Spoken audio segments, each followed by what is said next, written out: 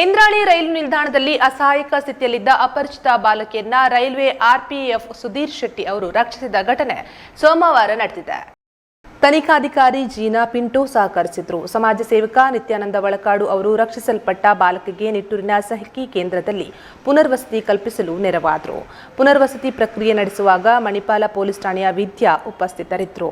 ರಕ್ಷಿಸಲ್ಪಟ್ಟ ಬಾಲಕಿ ಅಪ್ರಾಪ್ತಳಂತೆ ಕಂಡು ಬಂದಿದ್ದು, ಮಾತು ಬರುವುದಿಲ್ಲ, ಕಿವಿ ಕೇಳುವುದಿಲ್ಲ, ಹೆಸರು ವಿಳಾಸ ತಿಳಿದು ಬಂದಿಲ್ಲ. ಸಂಬಂಧಿಕರು ಮಣಿಪಾಲ ಪೊಲೀಸ್ ಠಾಣೆ ಅಥವಾ ನಿಟ್ಟೂರು ಸಖಿ ಕೇಂದ್ರವನ್ನು ಸಂಪರ್ಕಿಸಲು ಸೂಚಿಸಲಾಗಿದೆ.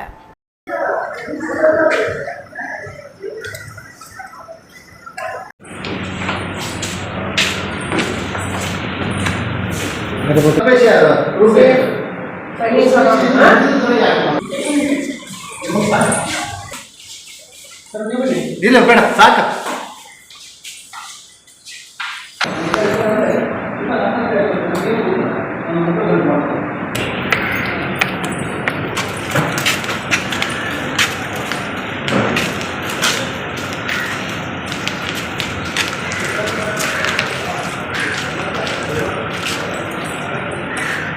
आराम से बैठो. हाँ